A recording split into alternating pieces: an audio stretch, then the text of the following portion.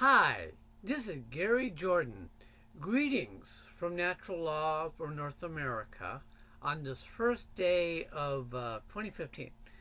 And I'm probably going to do some videos this year relating to a major aspect of natural law, the transitioning to that state in our society, and that is the observation of nature. How do we cooperate with nature? How do we make common cause with nature? Because as you look at North America, especially, when the conquistadores came, there was no hardly any evidence they were there. I mean, they dug a little hole, buried their poop, and you didn't even know they had that. Supposedly, there was 100 million people in both North and South America at the time that Columbus came to the New World, to what for the Europeans was the New World, and we civilized modern people just don't seem to understand what how to do this. I mean, we're so in your face with our buildings, with our clothes, with our this and that. We're in your face. We don't blend. I mean, you couldn't tell there was 100 million people, excuse me, in the Americas. That was even in the more urban areas like the Inca and the Maya and the Aztec. By today's standards, they blended with nature. It was hard to say. In the more tribal, more hunter-gatherer cultures, even more so. I mean, you practically walked up to their buildings and then you saw it. It wasn't in your face. And so today I'm going to mention a major aspect is observation and cooperation with nature, which is cycles. One of the easiest things to begin the process of understanding the impermanence and how to work with nature is the cyclical nature of the universe. And the reason I kind of got to thinking about that was because we just had our first polar vortex here on the West Coast. One of they very seldom happen here, and it's the first one I've been in named as such. And it was cold. I was here on the Santa Cruz Boardwalk next to the ocean, and it was 52 a couple days. That was all we got. And normally it's not that cold here. Very windy, very windy, very windy. And it was a cold, dry wind from the way these air masses lined up. And the reason I mention that is that some climate scientists, the ones that aren't grabbing with the money thing, which is all the global warming thing is, sorry to say, is that we may very well be going into a mini ice age. And those are really not, I mean, they're scary for us because of our, we have to have everything the same, but it's part of cycles. And it's a larger seasonal cycle. We have the more familiar ones where we have summer, where it's warm and hot, fall, where it gets a little colder, and the leaves fall, and winter, where it's cold, and then we have spring again, and we go around in a circle. And that's all the cycle is. And we have this circle thing that, excuse me, that is really something else. But there are larger circles, larger seasonal cycles that our whole planet goes at the same time. And these are your ice ages and your interglacial ice ages. The interglacials, which is what we've been in for the last 12,000 years, is like summer. Supposedly, if one of the longer interglacial periods, they supposedly can see through the ice cores and some of the other more indirect. And the ice ages are more like winters. Now, a mini one is not going to be a full glacier with these large ice sheets flying down, but it is going to get colder. It's going to change the rhythm and patterns. And I think that's a good thing because it'll help us to start focusing on what really is important. And I guess my thought for going there because, like I said, we just had our first polar vortex here on the West Coast that I'm aware of. I mean, I grew up in the high desert where it did get cold. We had snow sometimes, and we had some winters were warm, some winters were cold. But by the coast, you're not really supposed to get as cold as we've gotten. And it's quite a surprise. And I think we're in fall.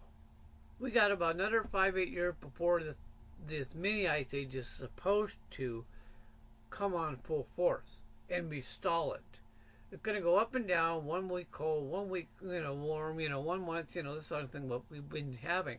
We're supposed to have about 5 to 8 years of that. So we're kind of like in late fall. So what in hunter-gathering societies, most of them were migratory. So they follow the animals.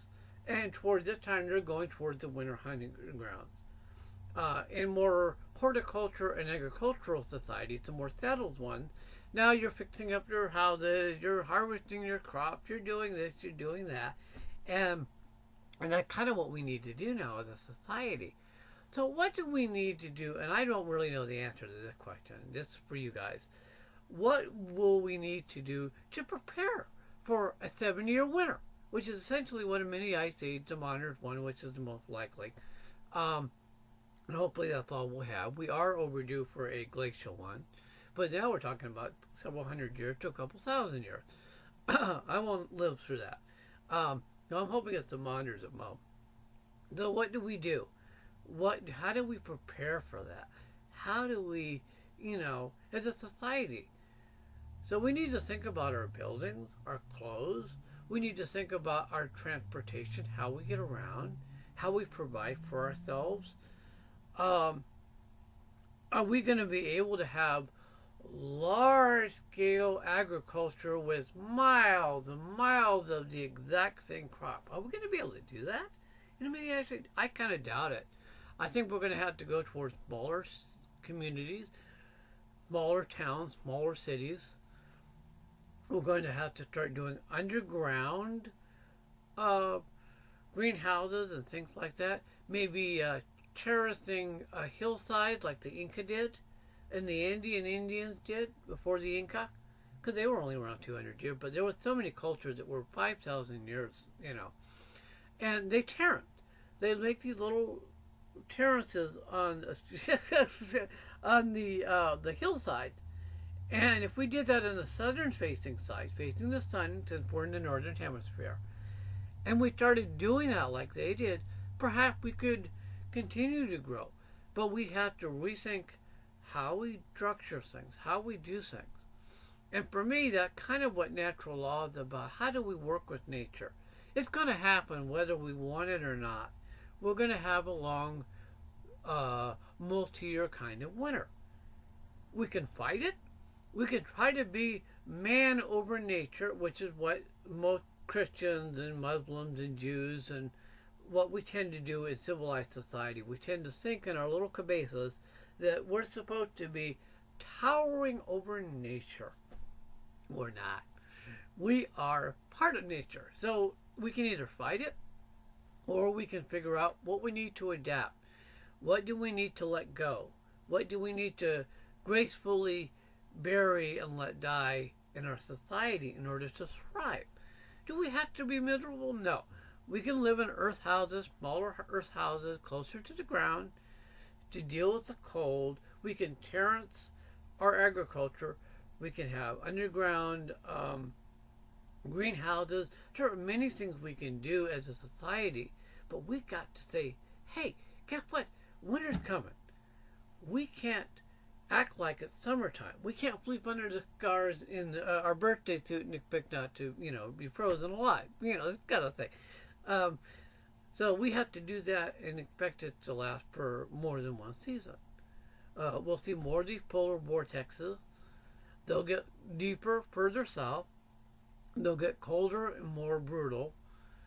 And if we don't get into a position to where we're appropriate, we're in harmony with what's going to happen anyway. Grandfather Sun's going to go for a 7-year nap, and we're gonna freeze our butts off.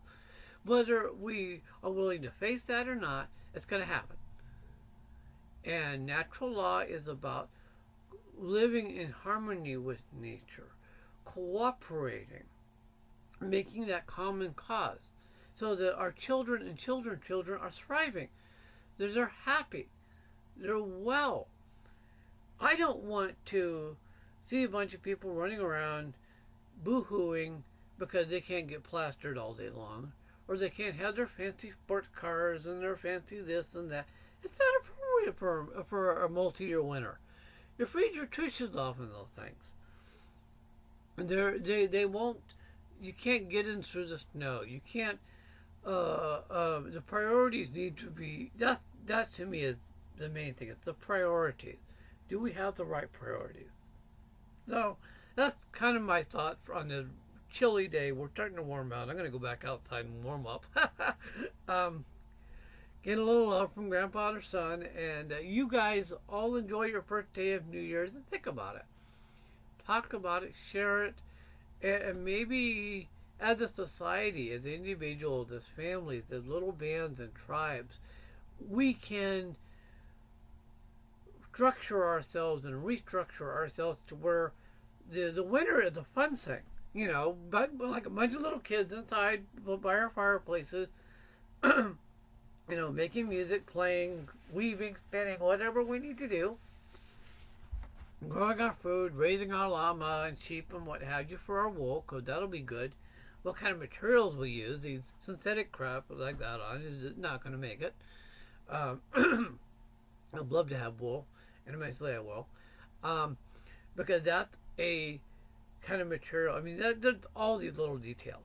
But we've got 5 to 8 years before the full-scale version of this hits in. And that does give us time to prepare, just like fall. So we're kind of like in late fall. So that's my thought for today. Enjoy your wonderful year. Enjoy your family, your tribe, and your village, those that are lucky enough to have it. And those of us that aren't, that are hermits or hermit-like, we'll find our own with the grandmothers and grandfathers long gone. So you guys all have a great Happy New Year's. And I hope this is a great 2015 for everybody. Goodbye.